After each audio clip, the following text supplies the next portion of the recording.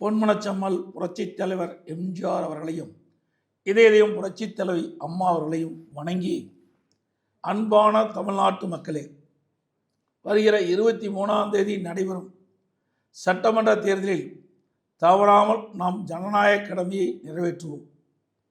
இது தமிழ்நாட்டை காப்பாற்றுவதற்கான இறுதி யுத்தம். கடந்த 5 ஆண்டுகளில் ஒரே ஒரு குடும்பத்தின் சொத்துக்கள் பல மடங்கு உயர்ந்துவிட்டன. ஆனால் மாநிலத்தின் கடனோ அதிகமாகி மக்கள் தலையில் விழுந்திருக்கின்றது.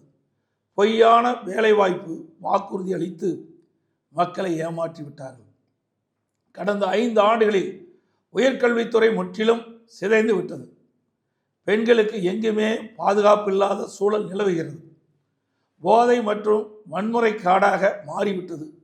இந்த அராஜக ஆட்சியிலிருந்து உங்கள் பிள்ளைகளை காப்பாற்ற உங்கள் வாக்குத்தான் ஒரே ஆயுதம்.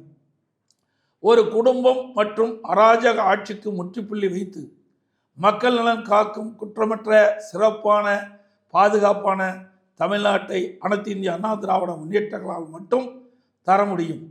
காவிரி டெல்டாவை பாதுகாக்கப்பட்ட வேளாண் மண்டலமாக அறிவித்து விவசாயிகளை காத்த அரசு நமது அனைத்து இந்திய அண்ணா திராவிட முன்னேற்ற கழக அரசு.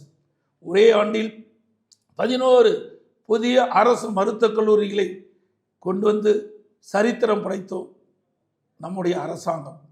மாணவர்களின் கல்வி மேம்பட விலையில்லா மடிக்கணினிகளை வழங்கியதும் நமது அரசு. அம்மா உணவகம் மற்றும் அம்மா மினிக்கிளினிக் ஆகியவற்றை ஏழைகளுக்காக அமைத்து கொடுத்தோம்.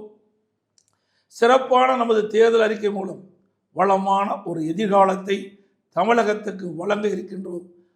அது மூலம் தமிழ்நாடு இன்னும் முன்னேற்ற பாதையில் செல்லும். அனைத்து இந்திய அண்ணா திராவிட முன்னேற்ற கழக தலைமையிலான தேசிய ஜனநாயக கூட்டணி அதிக வாக்குகளை பெற்று அமோக வெற்றி பெறவும், அனைத்து இந்திய அண்ணா திராவிட முன்னேற்ற கழகம் தனி பெரும்பான்மையோடு வெற்றி பெற்று ஆட்சி அமைக்கவும், தேசிய ஜனநாயக கூட்டணியில் அங்கம் வைக்கின்ற கட்சியுடைய சின்னங்களான இரட்டை இலை சின்னம், தாமரை சின்னம், மாம்பழ சின்னம், குக்கர் சின்னங்களில் பெருவாரியான வாக்குகள் அளித்து வெற்றி பெற செய்யுமாறு அன்புடன் கேட்டுக்கொள்கின்றேன். நன்றி, வணக்கம்.